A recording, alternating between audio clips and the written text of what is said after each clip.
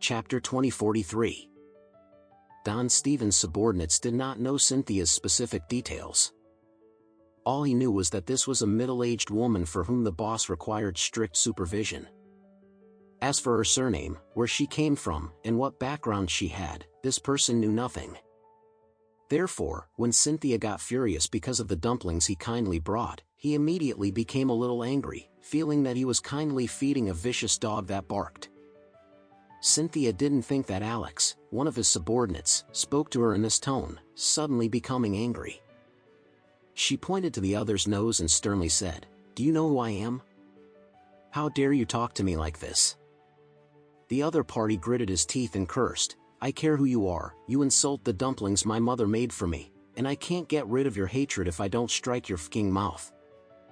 Cynthia became even angrier when she heard him mention dumplings and cursed, "You have a fking face to mention dumplings. I'll ask you, what is the sour thing in that dumpling of your mother? Your mother is rotten and sour, and your mother is still making dumplings. Is she sick? Is the family so poor?" A man from the northeast who was about 1.8 meters tall flushed immediately and said annoyedly, "You fking know AF at RT. That's the fking sauerkraut we eat most often in the northeast. You haven't even seen sauerkraut. Are you fking still human?" Cynthia said with a haughty expression, "This kind of junk food is what poor people like you eat."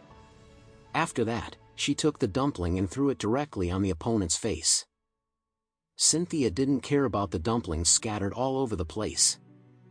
She stared at the strong man in front of her and said coldly, "I don't eat this garbage. You quickly go and prepare me a lobster dumpling." Seeing the dumplings that his mother worked so hard to make being ridiculed by Cynthia and even thrown to the ground, he suddenly couldn't control himself. He raised his hand and slapped Cynthia in the face. Cynthia was immediately slapped and scolded in anger, You dare to beat me? I'll fking kill you." The other party ignored her and said coldly, "Today's meal has been delivered to you. If you are not full, you can only wait for tomorrow." Cynthia blurted out, "What did you say?" "I ate one of your rubbish dumplings and vomited." The other party said lightly, "Then it has nothing to do with me. Anyway, I have delivered the meal. It's your business whether you eat or not." Cynthia gritted her teeth and said, "I won't eat your dumplings. You can order me a McDonald's."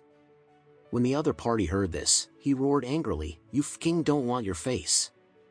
Northeast sauerkraut is rubbish in your eyes, and McDonald's is not rubbish in your eyes? It's a damn good thing. Shame on you." After that, he closed the door directly and hung the lock from the outside. Cynthia didn't eat a bite of rice, so she quickly became hungry. In the evening, Cynthia couldn't help calling her father, Minato, who was far away in East Cliff. She complained on the phone and told her father about her experience in Oris Hill. Then, she begged her father bitterly, "Dad, you put some pressure on that start Alex, let him put me back quickly. I really can't stand it." After listening, Minato said calmly, "Okay, I've told you about this before. Since you did something wrong by yourself, then honestly stay in Oris Hill for a week."